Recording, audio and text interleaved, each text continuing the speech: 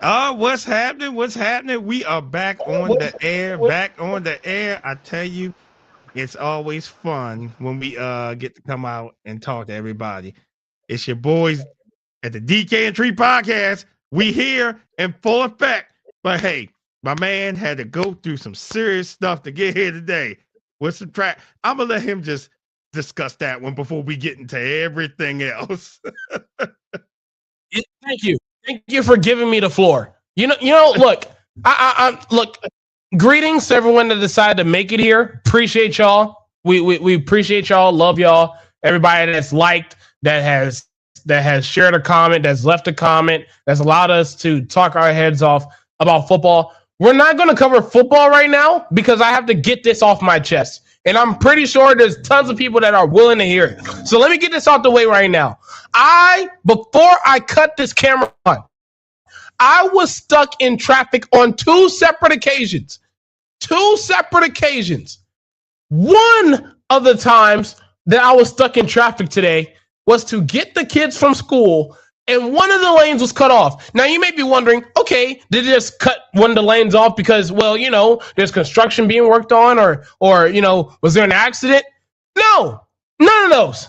So absolutely nothing would happen. Nothing but cones in people's way that into the whole lane that was initially a 2-lane became a 1-lane. That what turned into me being a 30-minute drive ended up being almost an hour 30.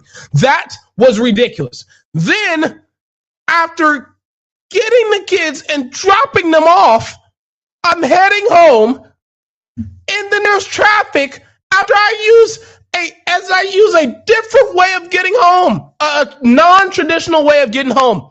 I take that route, and I get stuck in traffic again. Yet this time around, we're stuck in traffic because somebody thought it was a good idea to ignore the idea of driving. Now, I'm going to say this now because, look, I have a parent that works in the DMV/the MVA for those who are on the East Coast. So I have a familiarity with what I'm about to say. And I also am a co-host with someone who works in the police department. So what I'm about to say is nothing new to anyone else watching this. Those people that are struggling to drive on these roads deserve to have licenses taken away,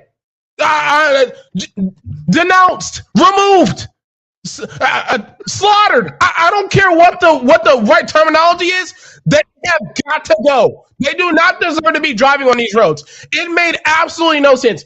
There is at least 4 to 5 to 6 lanes, and yet some way, somehow, someone thought it was a good idea to not pay attention and end up having an accident in the middle of rush hour.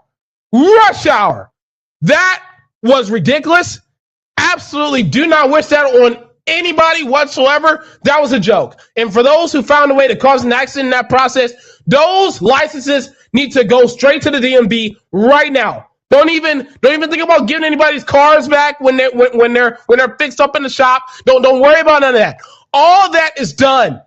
All they need to know is that their licenses are officially revoked. They're gone. They are completely out of the way. They need to figure out another way of transportation because that shit right there was ridiculous. Everybody else had to suffer an extra 45 minutes. Let me say this again. An extra 45 minutes of being in traffic because 2 people thought it was a good idea that they could not pay attention on the road well enough to cause an accident on the way home. That is ridiculous. That is absurd. That is obscene. And for those people that were involved in the accident, I'm glad everybody is okay. I do want to get that out the way because I do care. I'm still a human being. I still have a heart. I hope everybody's okay. In the meantime, between time, no one involved deserves a license. No one. Everything needs to get revoked. Everything. Get rid of the car. Get rid of the plates. Everything needs to be revoked after that. That was ridiculous. And it's only Tuesday. I'm sorry. That was uncalled for. That was uncalled for. It's not often I get to experience traffic, but even when I do, it does not go this fucking long. That was a joke. That was a travesty. That shall never happen again. And off that alone, anybody decides that it's a great idea to make a mistake and have an accident on a highway in the middle of rush hour, your licenses should be revoked. Don't cry, don't complain, don't ask, don't nothing. It's gone. It's gone. That should be a new law passed. I'll sign off on it. That was a joke. That was ridiculous. All right. Now that I got that off my chest, now let's talk about some football. Yeah, because Tish in here. Let's talk about it. Let's talk about it. JB, we see you also. Hey, listen. Yeah, I had to let you get that off your chest because you was definitely upset about that Texas traffic. I get it. But off. Let me start here. And I even called you on this one. I called you on this one. Anytime I cut off a football game, I cut it off. Because what happened last night up in Kansas City? I just cut the game off. I cut the game off. I went to the World Series. At least that was much more entertaining because they went 18 innings to decide the winner last night. Because Correct. Washington, I'm starting with you. First half, y'all was taking it to Kansas City. I was like, okay. And Mahomes threw picks. I said, okay. One was his fault. One wasn't his fault because it was tipped, right? Oh, my God, don't start. Oh, I'm starting. Yeah. Okay? I was like, no, this is good. I said, Washington making upset them, right? They was making right plays, but as we see, you're taking too many gambles and risks. Your name's not Dan Campbell. It's not. It's not Dan Campbell. Dan Campbell takes those kind of risks. You get down there, you take every point that you can get. Every point that you can get. You do not give Mahomes the ball for any reason. Keep him off the field as much as possible because they're going to figure out schemes. They're going to figure out a way to scheme you. And then next thing you know, what happened? Travis Kelce just starts exploding on him. Of all people, Travis Kelce. That's the one you know you have to lock down. Then Rashee Rice, right? Even Hollywood Brown got some love up in there too. I cut the game off. Cut it off when second half started. I said, you know something? Enough of this foolishness.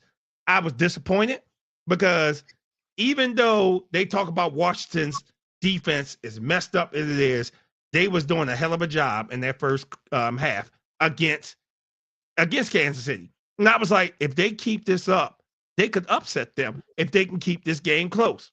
What happened? Yeah, we was all upset and disappointed. I said, no, let me cut this game off. And I cut it off, and I went on over to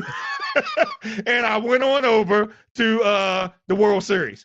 Now, by the 12th inning, I was asleep. When I woke up, went 18 innings, and the Dodgers ended up pulling that off.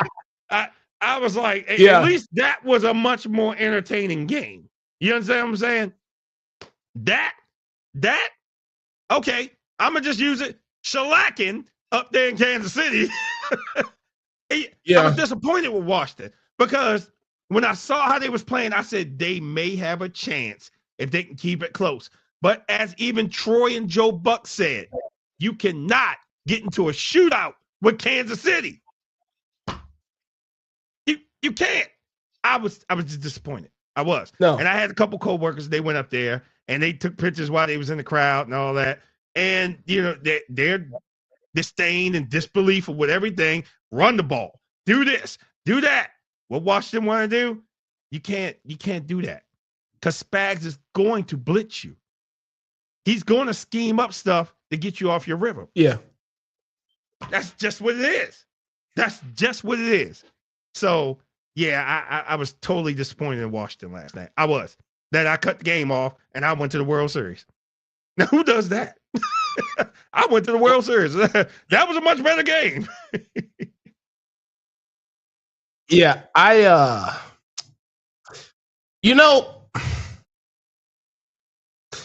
try. You know what? I'm not even going to do this. I tried to warn y'all. I warned y'all last week. I did. Go back to last week's show. I've said it. I'm gonna say it again in case anybody missed me. I'm gonna say it again. I said it last week. I'm gonna say it now. This Kansas City Chiefs team is starting to get some momentum. And just when we thought that Washington was going to perhaps limit them, because that's the way it was looking in the first half, you saw as soon as it came out of halftime, touchdown, touchdown, touchdown, touchdown. Game was over. And game was over. I feel like even with seeing the way that went, I feel like that is more of a big deal than anything else. Because here's why. The last couple years, we have said that the offense hasn't been that good. The running game hasn't been that good. Patrick Mahomes doesn't really look the same. He's not really, being that elite guy. We always talk about Josh Allen, Lamar, Burrow. We talk about all these other guys that's having better seasons than him. But yet, we look up, and next thing you know, where does he end up at? In the Super Bowl. So it just doesn't seem to matter. But God. We always talked about how the offense. So we talked about how the offense was not the greatest, right? Post Tyreek Hill, right. They didn't have the big play on the outside to go to. They didn't have that. Well, now they do, and now everybody's healthy. And what makes matters worse, last night went down the way they did, and they didn't have their star right guard. I'm sorry, and they didn't have their rookie left tackle, who's been one of the best tackles in football. So they were missing those two guys on the offensive line last night. And they put up 28 points. 28. And at one point, the way it came to the game, it felt like they were starting to toy with Washington. Like, it was almost like, oh, you know what? You don't want to feel like you want to guard Rashee Rice? Fine. We'll just throw a deep pass to Worthy. Oh, you know what? You don't want to guard Worthy? You feel like that's too much? All right, we'll just throw over the middle to Travis Kelce. Hey, we can just have fun with this at this point. And this is the thing about Kansas City. And this is the takeaway I had from last night. And this is what I hate. This is what I tried to warn y'all about. They are starting to get their swagger back. They are starting to get their Travis Kelce, Till, Pat, throwing 50 touchdowns. They're getting that swagger back. Which yes, they are. I do want to make something very, very clear.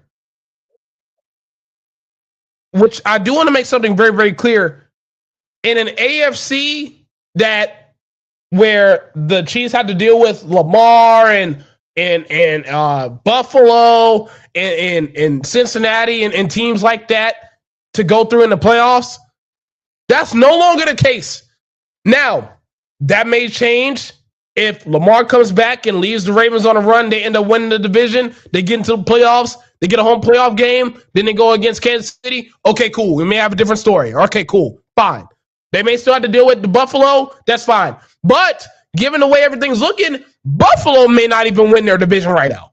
So the way that it's looking, KC has to worry about the Colts, the Broncos, the Chargers, and Buffalo, the team that they already beaten. I'm not counting the Steelers. I'm sorry. Who they play next week? Yeah. In Buffalo. Exactly.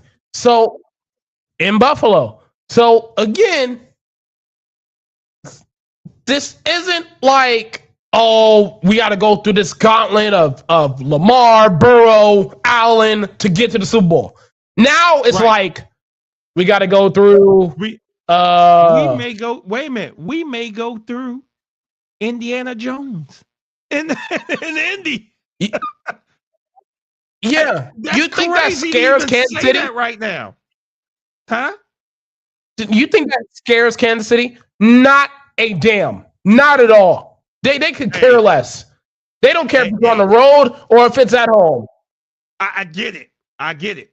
But Kansas City's not used to always being on the road. You understand what I'm saying? Remember, any given Sunday, because we gonna talk about the Bengals next. Any given Sunday. Yes, but I say that to say that.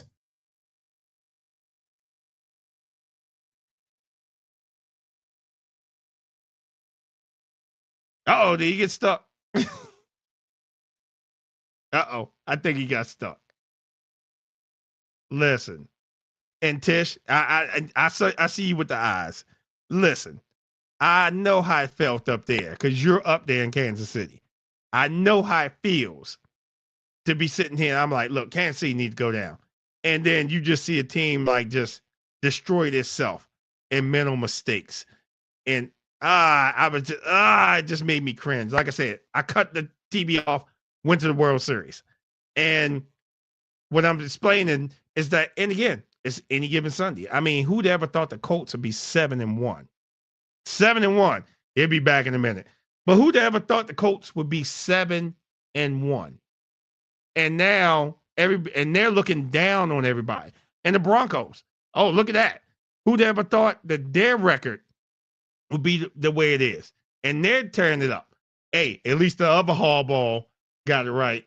I had high hopes for the Commanders. I did too, and watching that first half, because I just thought, I said, okay, if they can keep it close and not get into a shootout with Kansas City, then they'll be okay. They will be okay. But getting into a shootout with Kansas City is always the wrong answer. But yeah, I had high hopes for them too. Go ahead, finish up. No, I was just saying that, like, the days of them having to go through a gauntlet of teams to get to the Super Bowl, that's not the case this year. Like, if you're telling the Chiefs that their worst case scenario is the Colts, I love what the Colts are doing. We all love what the Colts are doing. And I hope that they have the team to beat Kansas City. However, especially if they have to go on the road to play Kansas City, some way, somehow, that doesn't scare Kansas City. It does not. You can ask anybody in the Kansas City locker room. Playing the Colts doesn't scare them. Playing the Broncos doesn't scare them. Playing the Chargers doesn't scare them. Playing the Patriots doesn't scare them. Playing Buffalo, who they've beaten tons of times in the playoffs, doesn't scare them. So this is a situation now where it's like, well, it's kind of wide open. Kind of wide open.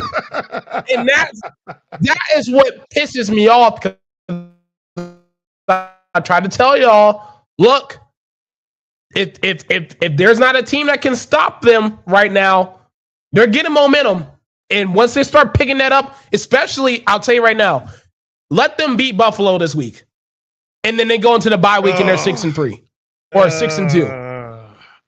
Going into I'm telling you, it's going to repeat it. It's going to repeat itself over and over again. Over and over again. So I really hope that. Tish, I'm with you, Tish. They ain't. Don't worry. Listen. Look. I am tired of them. Tired. I get it. And then, of course, not at Josh House. Okay, we will see. I really hope so. Not everybody's Carolina. Not everybody's Carolina. You can't just put up 40. You can't have the final score being 40-9 every week. Clearly. Right. So clearly. Not everybody's Carolina. So I just want to put that out there for everybody that thinks, oh, well, they just beat everybody they just beat Kansas City in the regular season, so that's just a guaranteed W. No. This Kansas City team has weapons. It has weapons with an S, and they have an offensive line that is able to keep Mahomes upright. Okay? Because, listen, the past couple years, it's been Travis Kelce, people who can't catch the ball, and the offensive line that picks and chooses when it wants to protect Mahomes. No longer the case. Now, we got the offensive line that's willing to protect, regardless of who's in there. They got Travis Kelce looking like he's 27 again. We got one of the fastest receivers in Worthy on the outside, along with Hollywood Brown. And then you got Juju in the slot. Then you have this big guy Thornton, who's a rookie this year. He's tearing it up. So they have weapons that Mahomes has at his disposal that he can pick apart the defense by himself. He did not have that last year. He did not have that 2 years ago. Hell, he didn't really have that 3 years ago. Ever since Tyreek Hill was gone and removed from that offense was not the same. But yet they still found a way to win. So now you pair the offense as it's currently constructed in the way they're playing right now with the defense, by the way, that was already pretty good. They were playing well last year. They were playing well the year before. They're playing solid this year. So when they're starting to play complementary football, it's very hard to beat. That's all I'm saying. Yeah. It's hard to beat. It is. I get it. But again, somebody has to slow them down. Somebody. I hope has so. to slow them down. I hope somebody got to slow them down. But in the world of upsets, Cincinnati, I truly have no words. How you go from, and we gonna get to your Steelers, Tish, because we gonna talk about it. Yes. How you go from one man dominating the whole team to letting a team that ain't won a game beat you? Oh, I guess I have to go to your reference on this. Just like the Alice, right? There's no D in Dallas. There was no D up in Cincinnati. Sure wasn't. Clearly wasn't.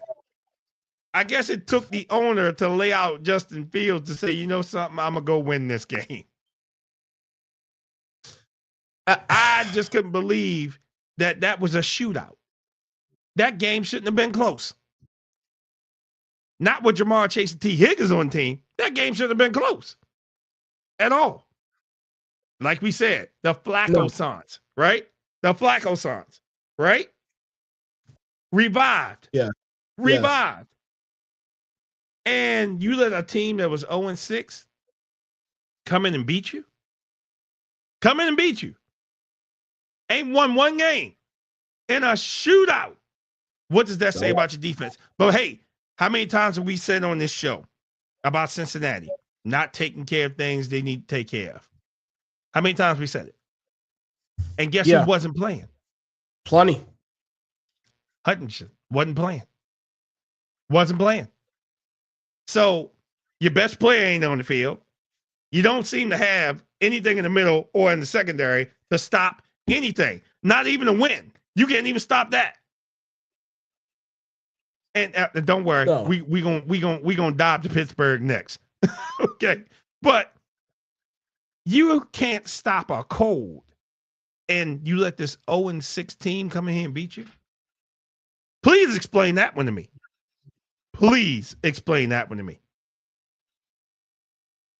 Anybody, comments, anyone. I forgot to say what's going across the bottom of the screen if you want to call into the show and say your opinion on any game you watch or your team you want to watch.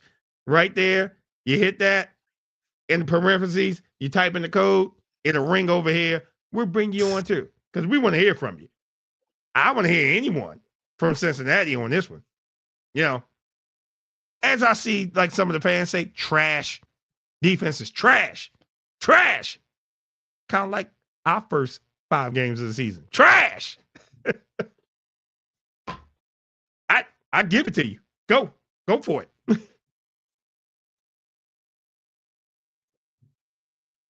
Exactly. Nothing to say.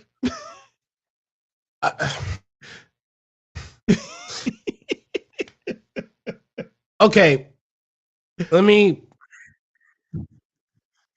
Because this is the thing, right? Like, I'm watching that game. You're up by double digits deep into the third quarter. Sound familiar? Deep into the third quarter. Like, if you just put up a field goal, the game is over. Like the Jets are not coming back from down 17 or whatever the point total was at the time. But you're up double digits deep into the third quarter. I think there's like 3 minutes left or something like that. And your offense goes on the field. Right. And instead of you bleeding the clock out like a regular person would, you decide that it was a good idea to throw the ball on every single down that there was, even if it was complete or not. And that cost y'all the game. That right there. I don't understand why these head coaches who get paid millions of dollars to be offensive or defensive or CEOs of these teams, they get paid all this money. And yet, when you are up double digits in the second half, your solution is to keep throwing the football. As if there's not a big risk behind you throwing the football every single play. Now, granted, in Flacco's case, it didn't end in a whole lot of interceptions thrown. But I will tell you this. Does it have to be? Does every single play have to end up in an interception for you to realize, you know what, maybe we should just run the ball? Maybe we should just bleed the clock and just run the football. Maybe that's not a bad idea. Why do you have to wait for worst case scenario to happen? Why do we have to wait for worst case scenario to happen for you to all of a sudden start bleeding the clock? By the time that mistake happens, it's too little too late. We saw it a couple weeks ago with the Giants, with how they lost that game against Denver. That one interception cost them the game. All they had to do was run the football. That's it. Run the football. Bleed the clock. But did you want to do that? No. And so in turn, you make a mistake. The other team capitalizes on it. They score. They score again. They cause another mistake. They score again. And you look up on the scoreboard. They're up by 3. The game's over. That's it. Right. So Absolutely. In the case with Cincinnati, you had an opportunity to run the clock out. Run it out. Run out the clock. That's it. I don't think the Jets are running out the 85 Bears right now. They're just not. They're 0-6 for a reason. So the idea of just forgetting that you don't have a running back there and just running the football costed y'all the game. And then we're sitting up there and we're like, wow, the Bengals lost this game? Yeah, because they thought it was a good idea to keep throwing the ball over and over and over and over and over and over again. I was totally shocked. I was like, the Bengals lost this game? The Bengals lost the game. Yes. Really? What is going on with you losing these games? You lost that game to an 0-6 team, and of course, we got to saying, oh, trap game, right? Trap game, right? Trap game. Nah, no, that wasn't a trap game. No, sir. That was not a trap game. No, sir. That game is that they outplayed themselves. Plain and simple. They outplayed themselves. And with them outplaying themselves, that's what happened. They got. And that's embarrassing to see your fans on the field with the faces looking like, what the hell just happened up here? Did that just happen to us? Thank you, Jets. I agree with you. Thank you, Jets. I agree with you. But I didn't expect that at all. At all. I didn't expect it. But hey, thank you, Jets. Helped us out, right?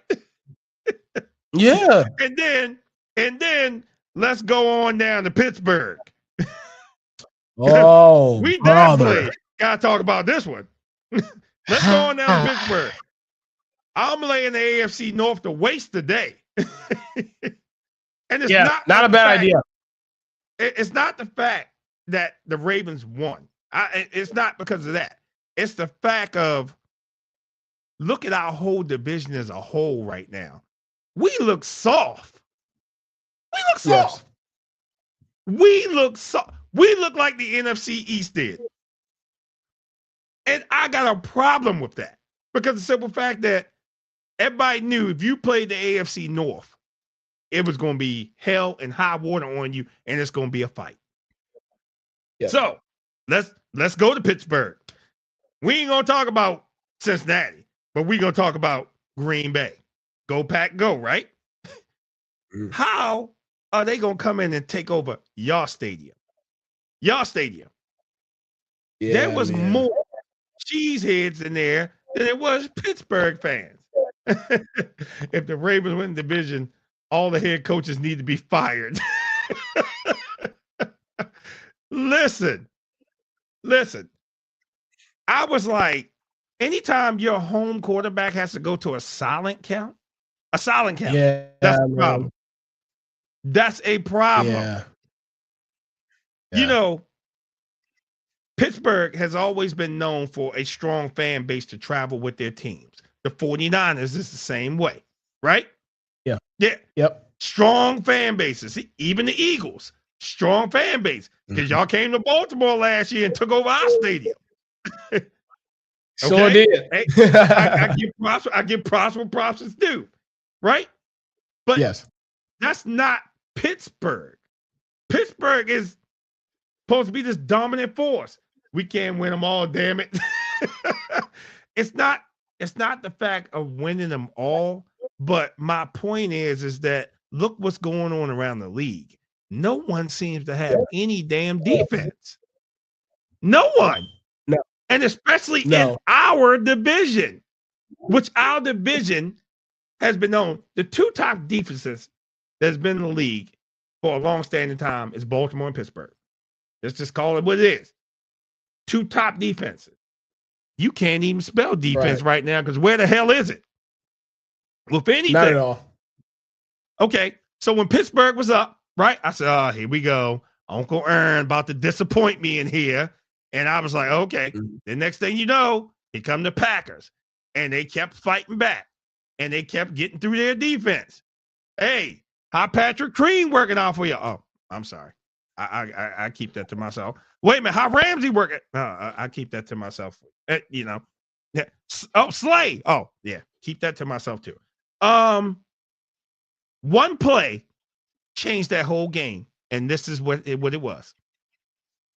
Love in the shotgun. He got blitz. Queen hit him, but he got the ball off. The tight end.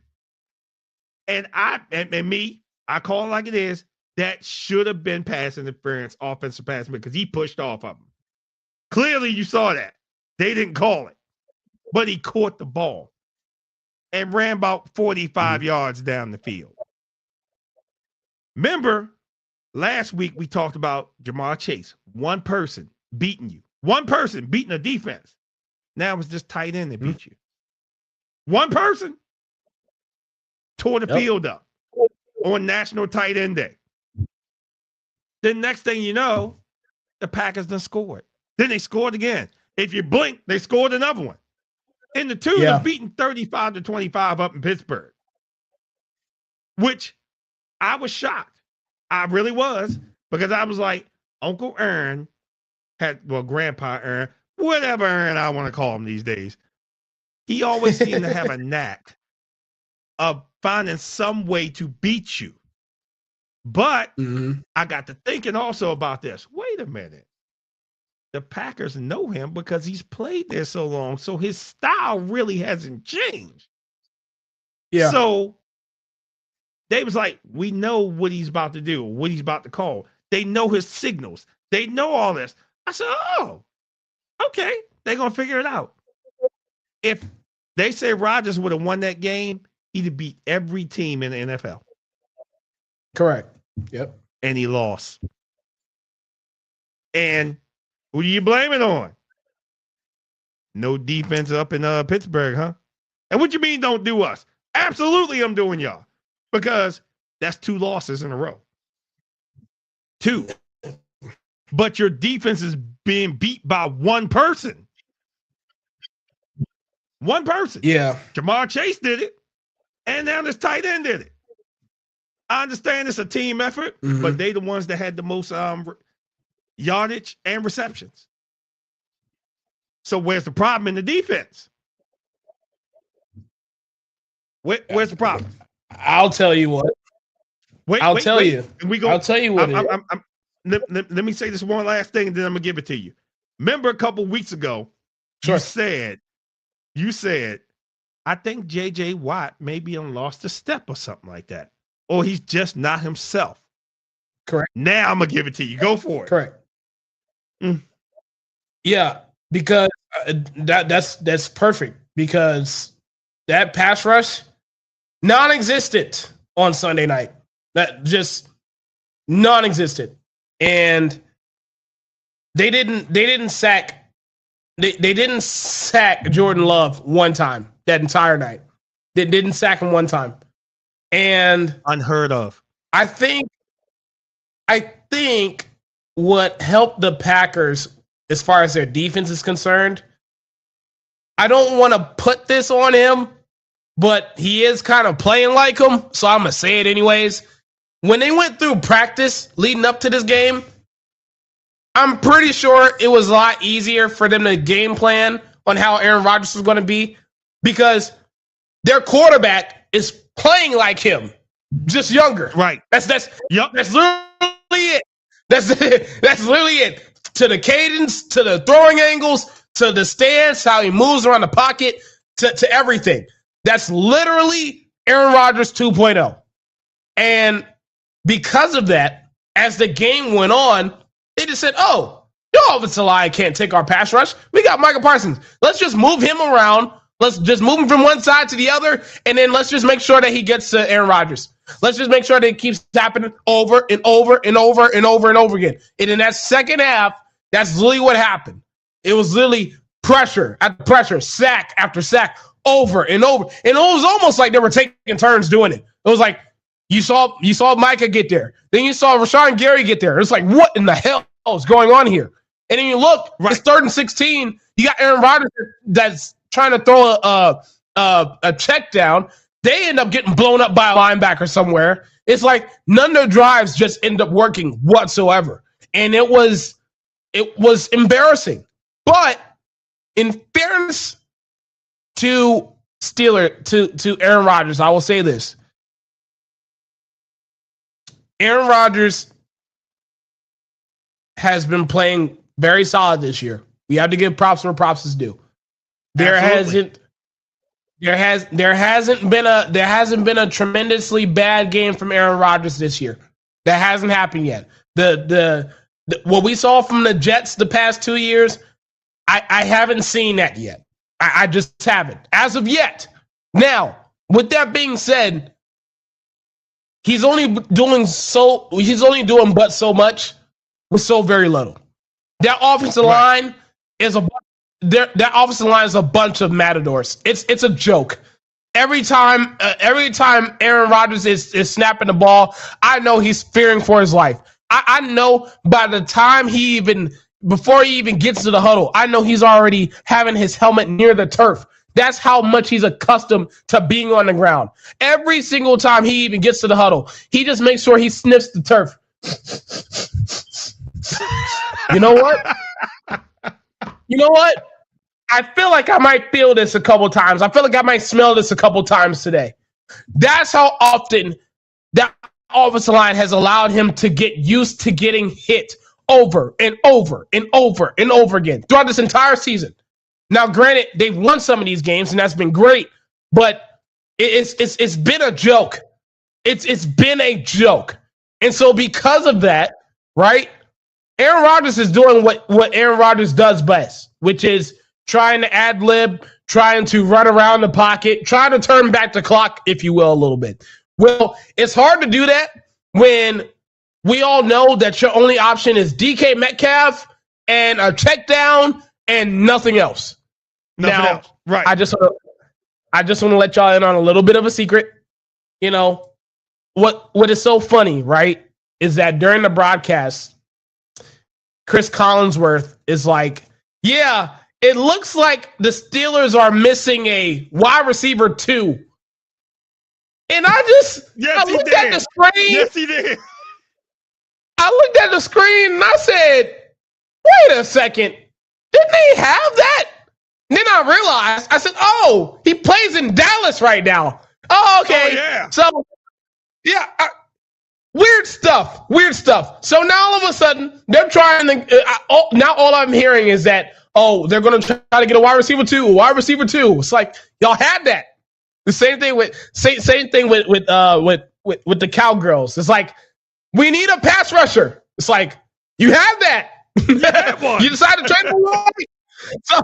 So I say that to say that I feel like that the game on Sunday night was more telling about how great Green Bay was versus how bad Pittsburgh was. Because I feel like we all know the same things about Pittsburgh. Pittsburgh defense is old. We all know that their offense is very limited. And we all know that they have a head coach that apparently the fan base wants to get fired every single season. We all know that. That's nothing new. It was on full display on Sunday night. What we saw from Green Bay was a team that can run the football. And if Jordan Love can stay upright, regardless of who's in front of that offensive line, he is going to dish it out to whoever he wants to, however he feels like it. And that's literally what you saw. He had 20, I want to say this very clearly so that way everybody can hear me. He had 20 straight completions. I'm going to say it again. 20 straight completions, which tied the franchise record in a game. Aaron Rodgers didn't even do this shit before. Brett Favre was the last guy to do that. Okay? 20 straight completions on the same Pittsburgh defense that we've been acting like they have been playing out their minds. No. TJ Watt looks like he can't get to the quarterback anymore. I don't know if it's a whole lot of triple teams, double teams. I don't know what that's about. However, I don't even want to hear any excuses because there's a guy in Cleveland that had 5 sacks, but his team is so god-awful that they couldn't pull out the win. So, kind of don't want to hear that. Nevertheless, Green Bay played fantastic on Sunday night. And as far as the message that sends to the rest of the NFC, I think that's a huge deal because you need to show to the rest of the NFC and the rest of the NFL, honestly, that you can run the football, that you can convert on third downs, and that you can put up points. Well, as of Sunday night, Packers have kicked all 3 of those boxes. So, Jordan Love played fantastic. 20 straight completions, you can't really ignore that. Aaron Rodgers at this time, I'm pretty sure on Tuesday, is experiencing some icy hot syndrome and getting comfortable with the turf. Probably sniffing the turf for this upcoming week. It's happening all over again. So, I just, what a game by Green Bay. But Pittsburgh, boy, oh boy, do y'all have issues. Hey, listen, you know what's funny? That whole the audio was just kind of really like scratchy, man. As soon as we came out of it, it went better. See, that's a shame. That's a shame. I'm starting to think that there's some What you mean that's enough on us? No. Here's the reason. What you mean let's move on? The reason that I'm harping on this, and again, it's because I am disappointed in our division, period. And what he just said with Myles Garrett, 5 sacks, and they lost the game. 5 sacks, and they lost the game because the defense is god awful. But since you want to move on, we'll go to Cleveland. Like I said, I'm picking on the AFC North today, and the AFC North is again. This is embarrassing. We always expect Cleveland to suck or something like that. So we always keep the little brother always in the basement, right? Yeah, we keep the little brother in the basement. We have one good person on the team, and Myles Garrett. Hey, I thought I wanted out of Cleveland, which he should have took it, but no, I guess the money was a lot better. I would have left Cleveland and went someplace else. And the simple fact, he is wasting away up there in Cleveland. He is the greatest player on the team. Let's call it what it is. You don't want to put Shedeur in the game for whatever reason that y'all want to blackball the guy, right? And try to give him a chance to see, hey, maybe we can get some chemistry with him. Yeah, thanks Stefanski, right? Absolutely. And you are wasting away talent up there. Cleveland's defense was okay starting the season. Now they're starting to wither away. But if their defense is always on the field, what's going to happen? I'm going to be tired. I'm not going to be able to, do things. So if I was Myles Garrett, I would have slammed my helmet down too. At this time, I was like, look, just trade me. Just trade me. Oh, no. Oh, no. I don't want to hear that. I don't want to hear that. I said this in the offseason. I'm going to say it now. I'm going to say it again. I'll say this until the day that he decides it's a good idea for the Cleveland Browns to get rid of him because of how old he is. You, sir, Myles Garrett, you do not deserve to go anywhere. You had an opportunity this past offseason to leave. You went on a whole media scrum. I can't believe you're allowing me to go on this rant again. You went on a whole media scrum during Super Bowl week where you told everybody that, you know what, I want to play for a winning team. I want to have a chance at going to the Super Bowl. I want to have a chance at winning the Super Bowl. I want a ring. And then not even 2 weeks later, Cleveland provides you all the money there is in Cleveland. And you say, you know what? Sign. I don't want to hear shit. You get all the sacks that you want. All the sacks that you want. I don't want to hear shit. You want to know why? Because you thought it was a good idea to go from, you know what, I want to win, to now all of a sudden, I want all the money there is in Cleveland. I want all the money there is in Cleveland and nothing else. And you know what? You get to stay there. I don't want to hear shit. You're going to be a rumor out there. No, absolutely not. No. You had your chance. You had your chance where Cleveland could have got something back for you and it would have made sense before the draft, before anything else. But you decided that money was more important. Well, let's see how much more important money is right now. You had 5 sacks and your team lost by double digits. You tell me what you really want. In the moment you decide to sign that deal, that told me everything that you need to know. You don't not lose naturally. You don't want to rank. You don't want to go into the playoffs. You don't want to win games. That doesn't matter to you. You just want more money, which is fine. Just don't go to the media and telling us that that's what you want to do when the end result was that you wanted more money on your fucking contract. We always hear that shit. So anybody that wants to cry or have sympathy or feel like they want to give a fuck about Myles Garrett because they feel so bad for him, that is dead. I'm cutting that on arrival. What they say in the police department? DOA. Dead on arrival. I don't want to hear shit. I don't want to hear shit about Myles Garrett wanting to go anywhere. Stay his ass right there. He got all of Cleveland's money. Him and Deshaun Watson got all of Cleveland's money. I don't want to hear shit. You better stay right there. He can't have all the money. He's going to build a new stadium. They're going to build a new stadium and they're going to name it Myles Garrett Stadium. That's how much money he has in Cleveland right now. I don't want to hear nothing.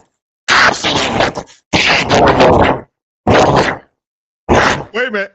Wait, you see what Herb said? Rush Andrews and draft picks for Garrett. No. Don't nobody trade. Don't even trade them a bag of chips in a piece of paper. Because knowing Cleveland, they probably going to take that and sign off on it. Don't give them shit. Myles Garrett needs to stay his ass right there in them orange and brown and white colors until it's time for him to retire. He needs to stay there. He made his bed. Now he got to lay in it. No one cares. I don't feel bad. He had his opportunity. He decided to get more money. He got the money. Now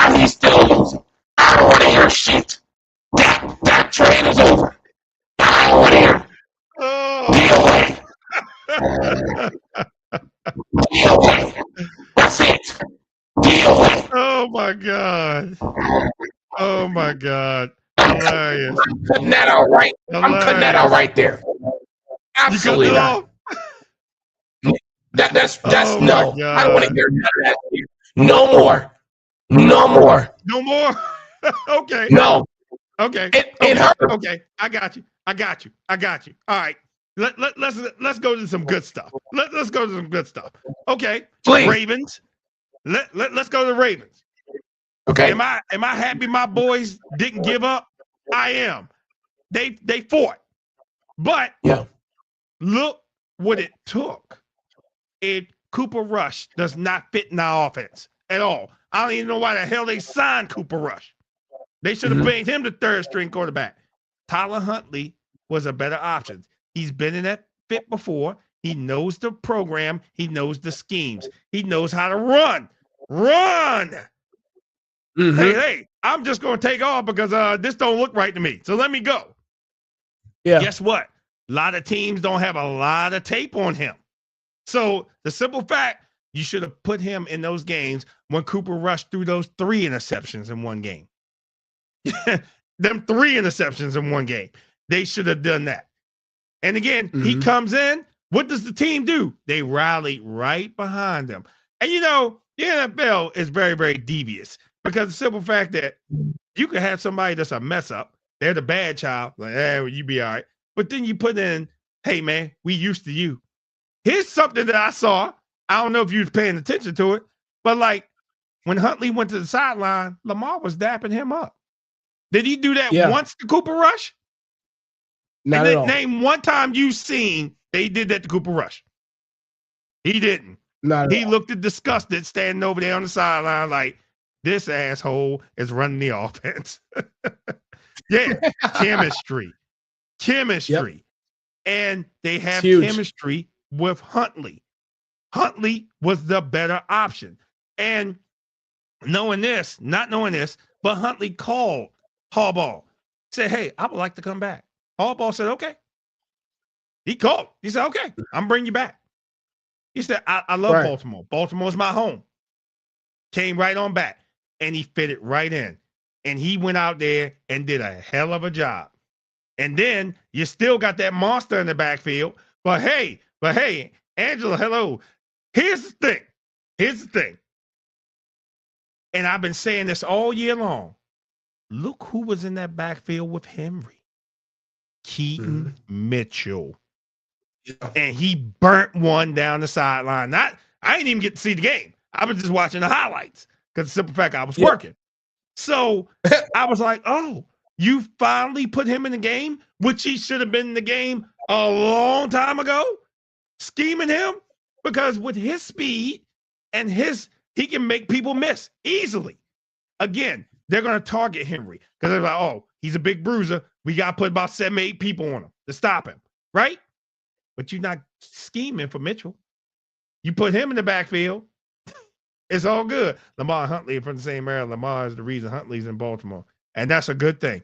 He should have been here a long time ago. Then let's go to the defense.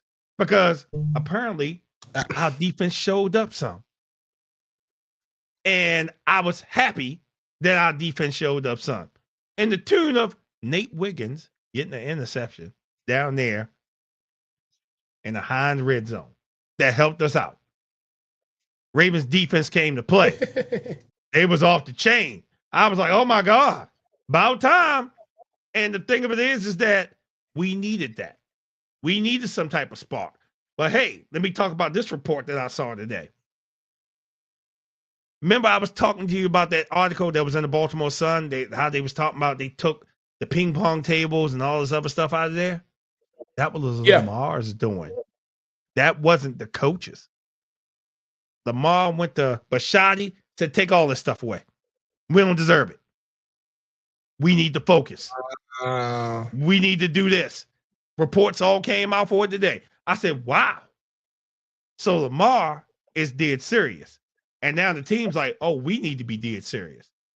So I think this kick in the butt is a great thing. Hey, you don't do right, Let me take the game away from you. Let me take away your amenities.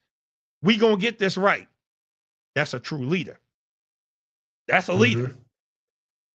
Like, we're gonna get this right, or we don't get to play. I've been trolling Humphrey all season. Yeah, I know you have. A lot of people been trolling Humphrey. So yeah, my thing with this is that they showed up. They still can improve on some things, like the pass rush that we need. you might not be able to do that. Hey, we gotta do something. This trade deadline coming up. They better do something. They better do something. Man, I don't know. It seems like y'all are having the Pittsburgh Steeleritis in your pass rush right now. Just a bunch of nursing home residents being going up and down those rush lanes. It's not pretty. Yeah. No, not at all. But I was happy for Mike Green because he got a sack on Caleb. So I was happy about that. He was able to get a little work in. But here's my thing. Like you said, and I'm gonna take this with you. Trade for Garrett. You know something? That I don't want to make TJ's pressure up, but hey, I would agree with you. We need a big time pass rusher in there. We need a big time pass rusher. And we had the opportunity in the offseason to get one, even if it wasn't a Myles Garrett or a Max Crosby or something like that. We had the opportunity to get one. We did. But if you all know the Ravens, they don't like spending money. They don't. Yep. Matabike. I saw a report about this one. I'm not sure if it's true or not, but if it is, it's admirable. They say he gave, since he's out for the season, he gave back his signing bonus so the Ravens can go get some people to help out with their defense. Wow. It's huge. That's admirable. That's huge. Yeah. Because, we got pennies down here right now. Ain't nobody the Alice Cowgirls, have all that money over there. And, old money. Yeah. So I was very impressed that they were fighting, and they're going to keep fighting. So EDC missed an opportunity. Yes, he did. But let's see what happens with this trade deadline. You give Oweh away, right? And look what he goes out there and does with the Chargers. Mm-hmm. Going out there beasting.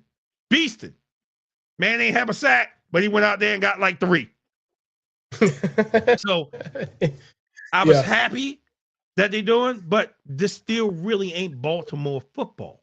You understand what I'm saying? It's not. And I'm like, That's why I picked on the whole AFC North today. Because the simple fact, we got to get back to the basics. We're not feared anymore. We're not. We are not feared anymore. We was feared. AFC North was feared. We're not feared anymore. We're going to Baltimore. That's a joke. We're going to whip up on them. Detroit made us look bad. Buffalo made us look bad. Oh, let's not talk about Houston. Made us look bad. And they beat the 49ers. They beat the 49ers. I meant to call Dave to see how he was feeling about that. But we're not feared anymore. And you're right. Bring back bully ball. We have to do that. But I'm off my soapbox off the AFC North now. Okay.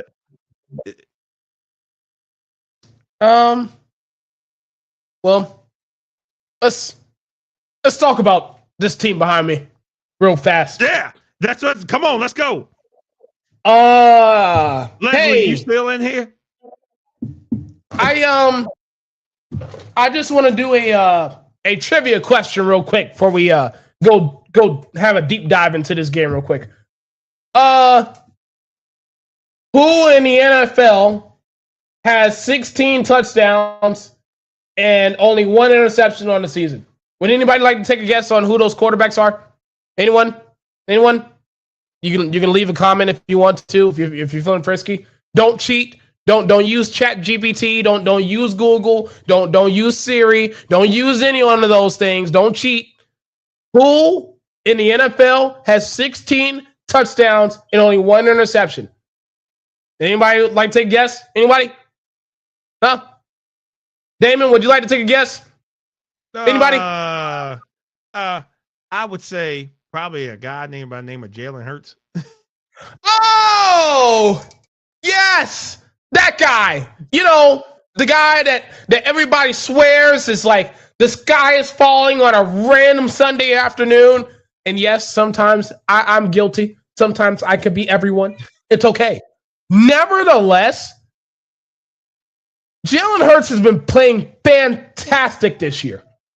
And Yes, I wish that there would be more highlights of all the great throws and all the great decision making he's making with all these games that he's played so far this year. But so far, you ask anybody on ESPN, on Fox, or hell, anywhere, they'll tell you, man, that offense is just, it's just something's just not right. I don't know. Jalen Hurts just doesn't look. He doesn't look too good. I don't know. Like, I don't know what we need to do. He has 16 touchdowns and 1 interception on the season. But yet, I hear all these names for MVP. I hear Jonathan Taylor, rightfully so. I hear Patrick Mahomes after last night. Apparently, he's back in the conversation. I've heard his name. After throwing 2 picks. Okay. Yeah. Exactly. I'm hearing that name. I'm hearing Jonathan Taylor, rightfully so. Again, I'm hearing Christian McCaffrey, right? You know, who's carrying the 49ers by himself. All right, cool, great stuff. No one said a lick about the Jalen Hurts-led Philadelphia Eagles. And I wonder why. But you know what? I'm not even going to wonder anymore. You want to know why? Because all we're just going to do is just find different ways to win. Last week, we decided to have a perfect passer rating and only have 3 to 4 incompletions the entire game. 326 yards. Devontae Smith had a touchdown. Great stuff. And then Sunday happened, and we said, you know what? A.J. Brown's not there. We're missing our center. Okay, let's just use Saquon. Saquon goes in. By the way, he is not the only running back that had 100 yards on Sunday. We also had Tank Bigsby. Shout out to Tank, by the way. He ended up getting 100 yards himself. All right. By the way, Jalen Hurts still finished the game with not 1, not 2, not 3, but 4 touchdowns on the day with no interceptions. Now, for those of you out there that's like, well, it's the Giants. You want to know what I was hearing 2 weeks ago? Oh my God, you can't lose to the Giants. What was that? It's the Giants. They're a joke. Oh my God. What? It's the Giants. You're going to let Jackson Dart, you're going to let Cam Scatterable, you're going to let the frat boys beat you? Really? That's what I heard 2 weeks ago. So I don't want to hear shit about the Giants.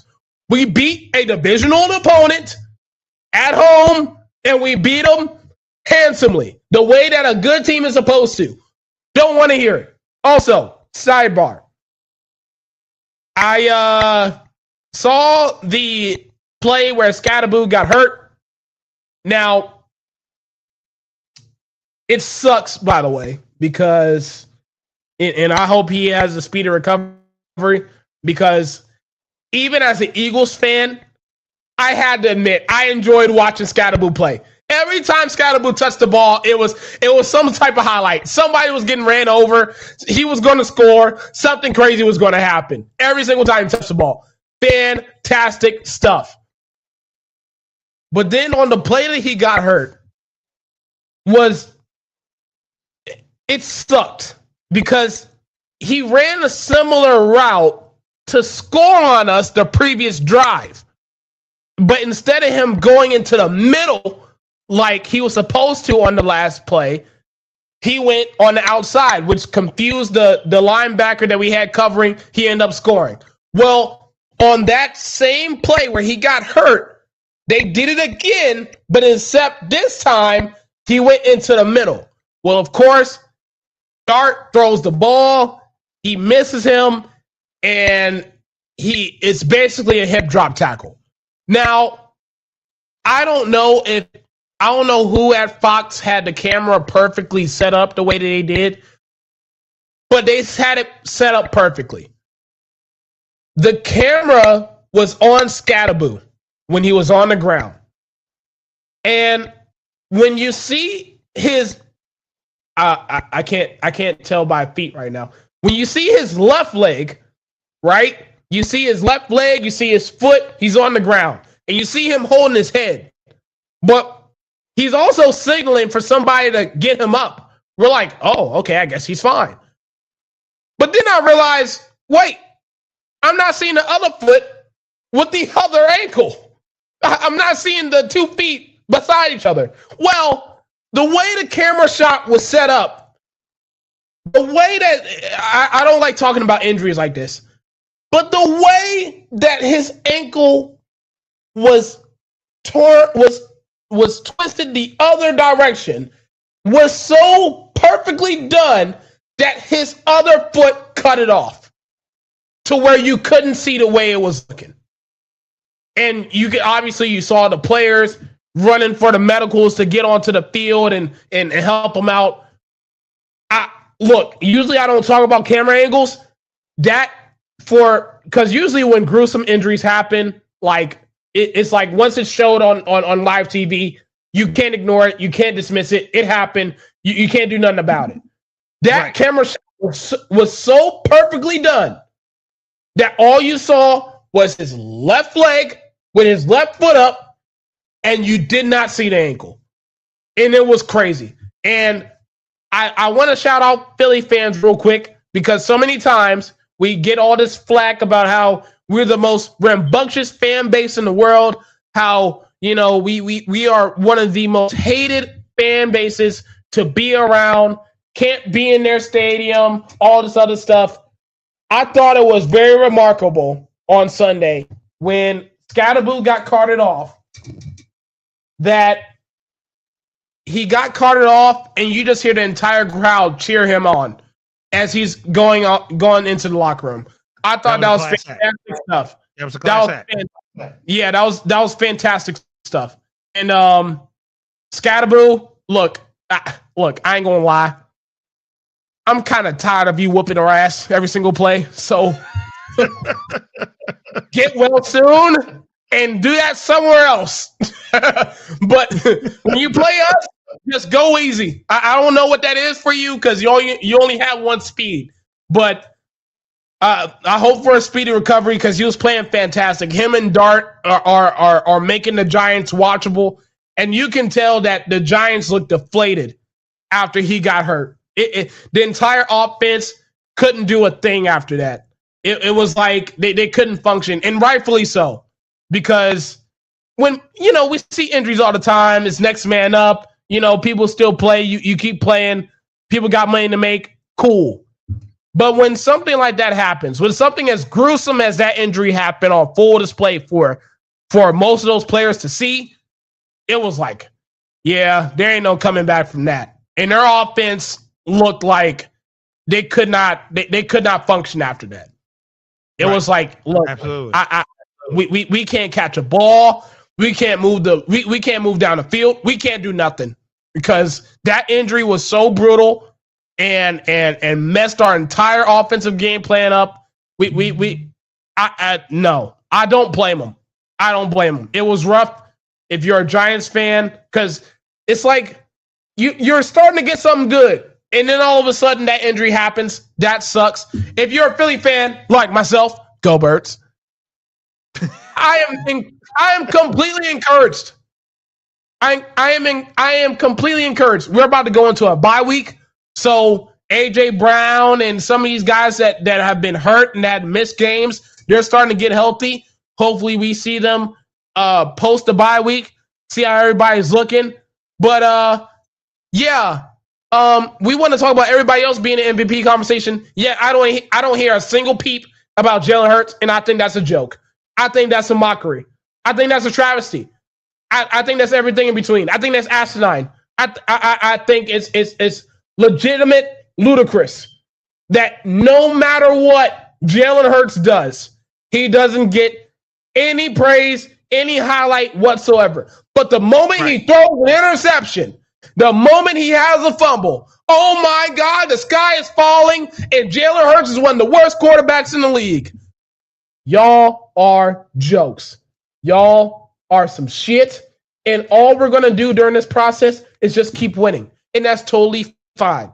And in the process, I don't want to hear shit after this about, oh man, I guess Jalen Hurts is playing pretty good after all. Maybe we should put him in the MVP conversation. No. You want to know what I got? I got 2 words for you. And no, I'm not a part of DX. You want to know what those 2 words are? Fuck you. Don't want to hear it. Don't want to hear it. He's been playing out of his mind. He's been playing incredible. And honestly, if it wasn't for him playing the way that he's playing, we would have lost quite a few games this year. I'm not joking. So I say that to say I want to put the highlight on the not just any quarterback, the Super Bowl winning, Super Bowl MVP quarterback that's been playing well this season. That should be in the MVP conversation. I just had to put that out there. Just saying. Just saying. Hey, who's going to disagree with you? Oh, I'm sorry. All the sports analysts are going to disagree with you. You know something? Yeah, this is what we do to them. We just do this. Yeah, that's what we do to them. There you go. That's exactly what we do to them. But there you go. There's one more team that I do want to talk about, and you know, okay. I mean, every chance we get to take shots at them, hey, why not? Down there where you are. Oh, I'm just saying. Well, one team in Texas won, so I'm pretty sure you are referring to the Alice Cowgirls. Are we certain on that? Is that where you're going? Hey, at this point, we should start censoring them like the NFC South, except Tampa Bay. bro.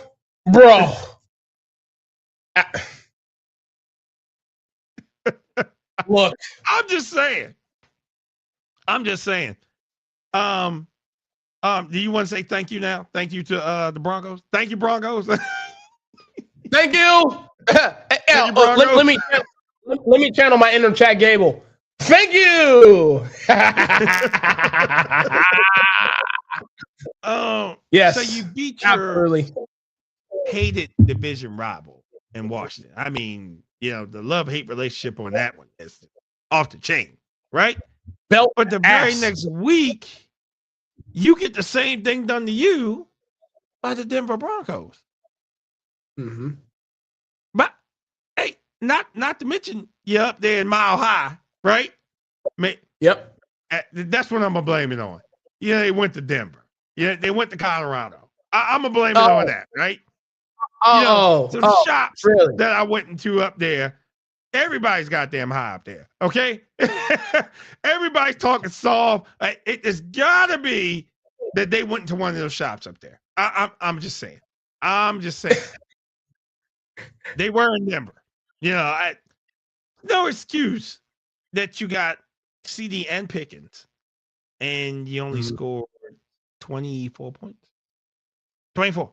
And a lot of those points were garbage time.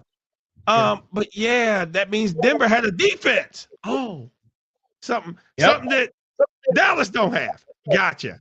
I understand. I understand. And again, a game I didn't see, but I was keeping up with the highlights. And I was like, wait a minute, what? Man, I was walking through BWI and I looked over at the screen. I said, and I kept walking. And the reason I laughed because I was like, oh, that's a shellacking. First time I think I used it there. Second, shellacking. There you go. Any Dallas fans in here? You want to defend your team? I mean, win, lose, or draw. I mean, any Dallas fan. Now, my boy, he's a true Dallas fan. And he puts up the L all the time. We about to take this L right here. It's L. I'm a diehard Dallas fan. He said, but I'm a realist. We suck. Plain and simple. He said, man, we suck. It is what it is. You know, until things change, a regime change happens in Dallas, it's probably going to be like that for a while. And I was just talking to a couple of Dallas fans, and they was like, man, the Sun ain't no better. I was like, what? They said if he takes over, it's probably gonna be the same. Yeah, I'm yeah. like, wow. I'm like, wow. Sucks to be on with all that money. You can't be the smartest person all the time. That's what you pay these coaches for. That's what you pay all this help for them to make the decisions for you. All you do is have to sit back and watch me work. But you don't. You micromanage. Oh, man. Wait, did I say micromanage? Yeah. You micromanage everything. Everything. Everything. Everything. If something goes wrong, how many times has Jerry went down on that damn field from that box? Yep. Quite a bit. Quite a bit. What are you telling your head coach? There's nothing you should be telling your head coach. Right. Stay up there in your box. Let them guys work. And it is what it is. And we talked about this. That's why Belichick wouldn't have went to Dallas. Those two egos wouldn't have got along at all. Definitely not. No. At all. But he's having problems in North Carolina right now, so we ain't going to pick on Bill. Keep that over there, please. Oh, my Lord, please. Yeah. So I'm off Little D because they have no D there. I'm off Little D. Did you say you off them too? I was never on the bandwagon, obviously, but not even still watch that office again. I was going to office league. But we can tell that you do when he's just so that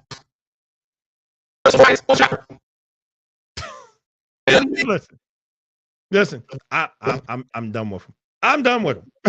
I'm done. But matter of fact, I'm done, period. Unless there's something else you want to say. Because we don't need to talk about anything else because everybody else got like someone blown out the water. We don't need to talk about Buffalo. It's not like they really played anybody. I don't think Detroit played. So I do want to say one more thing. The 49ers. The 49ers. I just knew they were going to beat the Texans. And that was another couple co-workers went to that game. And I saw some of their posts talking about, I think I'm at the wrong game. I said, well, let me look up the score for them saying that. And I saw that. I said, wow. Mm-hmm. So, hey, listen. At one point, I think Christian McCaffrey had like 6 yards. And no, he had like 6 carries for like 8 yards or something like that. Yeah. And Mac Jones had 18 yards passing. It was like, what is going on here? Now we already know. Here. Yeah, we all know the defense was looking good. We all know the Houston Texans defense was good. We didn't have to question that. But right. But to see that was like, whoa. Now, in fairness to 49ers fans, it's like, I think it's about time. I think y'all have had a lot of breaks. Y'all won a lot of games that y'all should have lost. And look, the shoe is falling on the other foot. Y'all dealt with too many injuries. I don't care that George Kittle is back. I don't care. Right. You still don't have Brock Purdy. I can go on and on. I feel like the injury list is about the size of this paper right now. It's like, all right, this guy's out, that guy's out, that guy's out, that guy's out, this guy is out, he's doubtful, he's out, season injury, okay, out again, out some more, out. Like, that's every time they go into a press conferences and they go over the injury report, that's how long the list is in detail. Like, everyone on that roster is out. So it's about time that y'all came down to earth a little bit, and y'all are starting to lose the games that y'all should have lost. Right. It's okay. Y'all have had the whole roster taken away due to injuries, which sucks. But the expectation of y'all winning these games was kind of by the skin of your teeth a little bit. Shout out to Kyle Shanahan for the great game plans and having the defense play as hard as they did.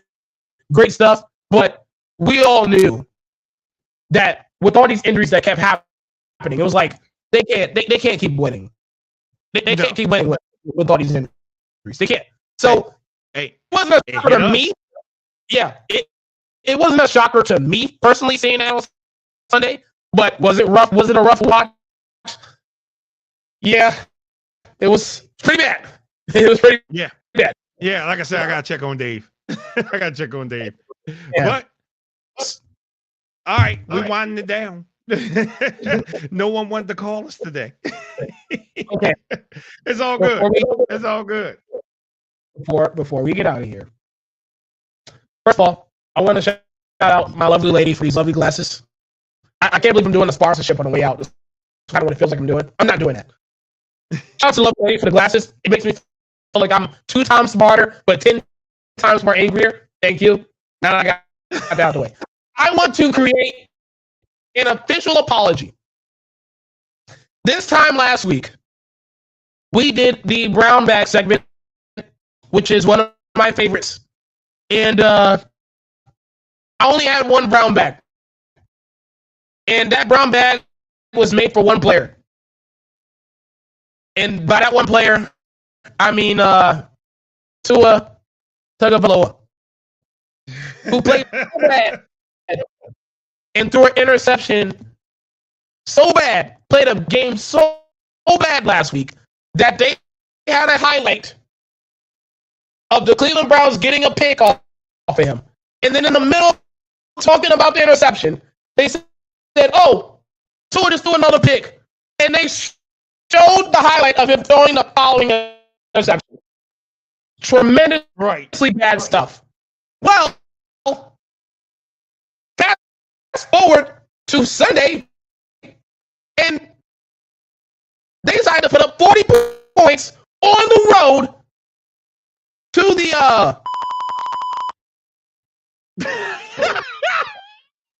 Oh, y'all thought I wasn't gonna bring that up, was you? Oh, y'all thought that was dead, huh?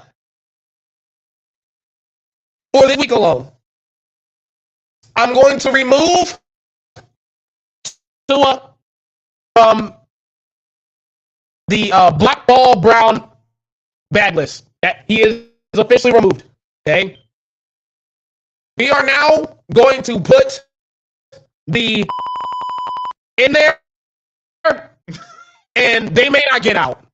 They may not get out. Now, I understand they didn't have Drake London. I understand they didn't have Michael Penix. However, what I saw at home was a joke. With a backup quarterback, by the way, that you are paying, I don't know, almost $30 million to be your backup quarterback. And that was the performance that we saw. It was so bad. How bad was it? It was so bad that going outside. No, I'm sorry. At one point in the game, the score was 31-3. 31-3. We're like, what is going on here? It was embarrassing. It was a bad watch. And Tua, I'm not going to apologize for last week because even you know that shit was bad. That was just that was just terrible. But hey, I will give you a break because the team you beat is so awful. It's so sinky. That I have censored them. I have talked trash about their front office. I talked bad about their quarterback play. I talk bad about their team. I talk bad about everything that there is about. I have. And you know what? Because of you alone, Tua. Yes, I'm talking to you. Man, you might know. You, sir, single-handedly put a whole NFL team in the black ball, brown bag show by themselves. Because of you, because of your performance on Sunday, you have now placed them there. They're there by themselves. And honestly, the way things are going, they may never get out. And they won't. Maybe they shouldn't. It looks like a dumpster fire. It looks like a joke. Their head coach looks like they're about to get fired. Offensive coordinator don't know what he's doing. Defensive coordinator can't stop nobody. The front office is a joke. They decided to pay somebody $30 million to be their backup quarterback. Their backup quarterback comes in. He doesn't know how to throw past 5 yards. It's horrendous. It's horrendous. And that alone, Tua, you, sir, I'll remove you all the way up here. You're still high. You're still high. Because last week was last week. I cannot forget that. That did happen. That did happen in front of us. So you're still high. You're still up here. But you're no longer top shelf. You have now found a way to reposition yourself out of position. I commend you for that. A round of applause. In fact, we got a crowd for you. We commend you for finding a way to do that. Well done. Bra the fuck bo. Our top shelf by themselves after Sunday. Our top shelf. That's the top shelf. When you go to your restaurant, Damon, I know you love to eat your steak and you like to have your meals. When the next time you go to a restaurant and you look at the top shelf, all you're going to see is all the way at the very top. Can't miss it. Can't miss it. That's how bad it is. That's how bad it is. So the next time you have a steak, just when you ask for top shelf, just know that you're going to see on full display. You're going to see the logo. You're going to see the whole decal on full display. Can't miss it. Can't ignore it. I just had to put that out there. I feel like that's the brown bag within itself. That's it for me. I don't have nothing else. Nothing else. That's it. That's it, period. We done. We done. That was enough. Because, hey, like I said, we're going to see what Alice does next week, and then we're going to probably put them in there too. Oh, boy. Yeah. Hey. Yeah. They're on the fence. But, hey, we thank each and every last one of you for your comments, coming in, enjoying, having fun with us. We're going to sign off till next week. But, Thursday Night Football. And we got Miami. There you go. Might be putting them right back in there. I might. It's okay. But for this week alone, they get that top shelf. Yep. Right there. Full display, baby. Full display. All right, we thank each and every last one of you. We will see you next week. Again, the work schedule's starting to calm down, but Washington, y'all got 3 home games coming up. Oh, I'm not looking for this. But it is what it is. The second, and wait a minute, I think they playing Detroit, ain't they? No, not this week. That's Minnesota. They should win that game. They should win that game. But I know they got Detroit coming. I know they got to. Let me see. Down the line, they do. Yeah. Hey, and Steelers, y'all got the Colts. Good luck. The Lions got the Vikings. Yeah, they got Minnesota. Yeah. Yeah. Oh, they playing the Seahawks. That's a L. Good luck. That's a L. That's Mike McDonald. Mm-hmm. That's Mike McDonald. Yeah. That's Sam Darnold. So is. That's JSN. Good luck. Yeah, good luck. Good luck. We signing off. We see y'all later.